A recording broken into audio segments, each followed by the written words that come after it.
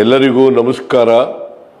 ನಮ್ಮ ಸರ್ಕಾರವು ಅಧಿಕಾರಕ್ಕೆ ಬಂದಾಗಿನಿಂದ ಬಾಬಾ ಸಾಹೇಬ್ ಅಂಬೇಡ್ಕರ್ ಅವರ ಸಂವಿಧಾನದ ಆಶಯಗಳ ಕುರಿತು ಜನಜಾಗೃತಿ ಮೂಡಿಸುವ ದಿಕ್ಕಿನಲ್ಲಿ ಸಾಕಷ್ಟು ಕೆಲಸಗಳನ್ನು ಮಾಡುತ್ತಿದೆ.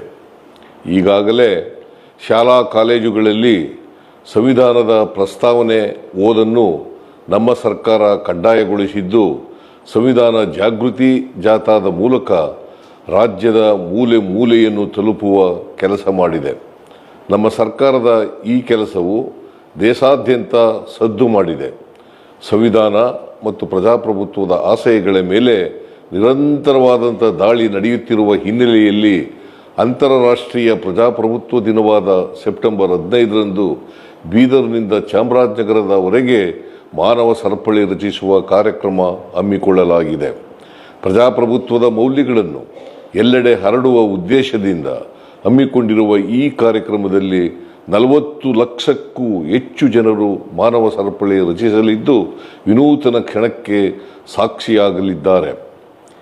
ಆ ದಿನ ಎಲ್ಲರೂ ಅಂತಾರಾಷ್ಟ್ರೀಯ ಪ್ರಜಾಪ್ರಭುತ್ವ ದಿನದಲ್ಲಿ ಭಾಗವಹಿಸೋಣ. ಬಾಬಾ ಸಾಹೇಬರ ಸಂವಿಧಾನ ಮತ್ತು ಪ್ರಜಾಪ್ರಭುತ್ವದ ಆಶಯಗಳನ್ನು ಪಸರಿಸೋಣ. ನಿಮ್ಮೆಲ್ಲರಿಗೂ